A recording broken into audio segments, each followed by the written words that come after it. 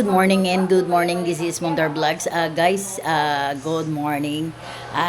Ngayon, dito pala tayo guys mag-exercise sa bahay. Mag-walking tayo. Dito lang natin gaganapin sa loob ng bahay kasi medyo tanghali na tayo nagising. Tapos, ang gagawin natin dito tayo mag-walking sa loob ng bahay. Mga 100 times siguro. Basta dito na lang. Abangan nyo lang guys kung anong ginagawa ko. Itong umaga na to. Ayan guys ha. By any of all of these accusations, ilalapit po namin ng buong buo to ebidensya at katotohanan sa impeachment trial ni Vice President Sara Duterte. Para sa prosecution team, si Senate President Pro Tempore Sherwin Gatchalian ang kinikilala nila bilang Senate President. Naniniwala sa ito na makukumbinsi nila ang mga senator judge sa mga ilalatag na ebidensya kahit sino pa ang nasa liderato ng Senado. Natatayong presiding officer sa pag-release. Kumpiyansa naman si House Prosecution Panel spokesperson Zia Alonso Adyong na hindi manoloko ng Malaga Voice ang publiko nag-aabang na kanya sa impeachment trial. At the intention really is para pagkaroon ng maligid talaga yung direction ng supposedly ng dapat na gagawin ng Senado, which is forthwith, no? Na-confine na sila ng at impeachment trial. So, I think it's really just a test sa magkaroon ng record ng Sa iba po mga balita, abiso po sa mga motorista dahil kasado na sa Martes ang dagdag bawas sa presyo ng produktong petrolyo matapos ng malakihang rollback noong nakaraang linggo. Maglalaro sa 3 hanggang 4 pesos kada litro ang itataas sa diesel at 5 hanggang 6 pesos sa kerosene. Habang pababa naman ng ulos 50 hanggang 250 ang gasolina. Kusog po ito ng pagkantara ng sumipat na palagaan ng Iran at Amerika. Rin pababanta ng Iran na naisasara ang Strait of Hormuz at pababa ng inventaryo ng langis. Tumangyan pa sa 28 ang ilang naman sa buong Musali sa Angeles City, Pampanga. Ayon sa Bureau of Fire Protection sa Central Luzon, sa kagaling gabi nang matagpuan ang bangkay sa ilalim ng mga debris ng bumukong 9-story hotel.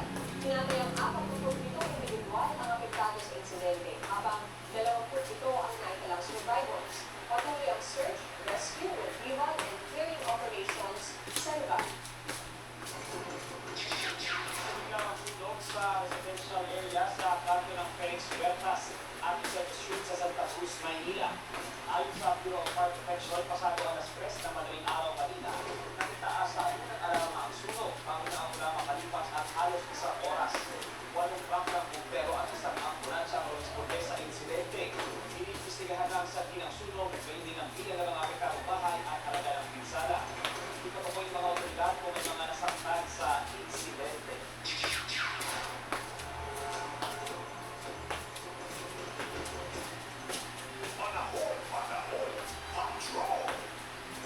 Tulagay ng panahon, posibleng makaapekto sa Hilaga at biglang bahagi ng Luzon ang Southwest Monsoon o Amagan. Ayon sa Pag-asa, may posibilidad na panakanak ng pagkugan sa Ilocos Norte at Ilocos Sur. Makulimlim sa may kalagkalat na pagkugan naman ang maaaring maranasan sa maraming lugar. Kaya po ng Metro Manila, Cordillera at Luzon Region, Pampanga, Bataan at iba pa. Hindi ang nalalaging bahagi ng bansa na nalalaman ng localized thunderstorm. Samantala, higit 4 milyong piso halaga ng smuggled cigarettes nasa Pangasinan ng Quezon. Balita natin ni Radyo Patrol Kelly Cordell. Victoria Fiscal at Saratoga na binatay ng 4.4 million pesos na halaga ng smuggled cigarettes at na-arrest po sa individual sa ginagawang checkpoint operation sa barangay ng Malabang ng Quezon madaling araw ng 6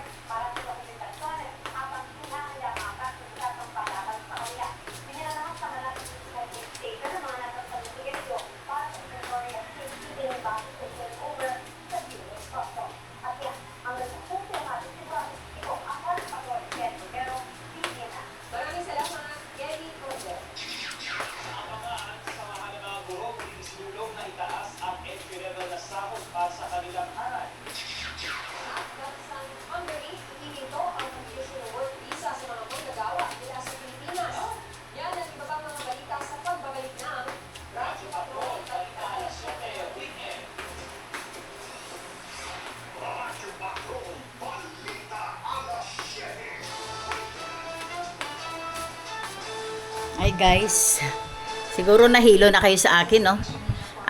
Ang akin hindi ko alam kung ilang na steps. Basta ito lang, sinasabi ko nga, tayo, ikot-ikot lang dito sa bahay. Para lakad-lakad, walking-walking. Kahit dito lang tayo sa bahay. Oh, sige guys, thanks for watching. Like, share, and subscribe. Don't forget to hit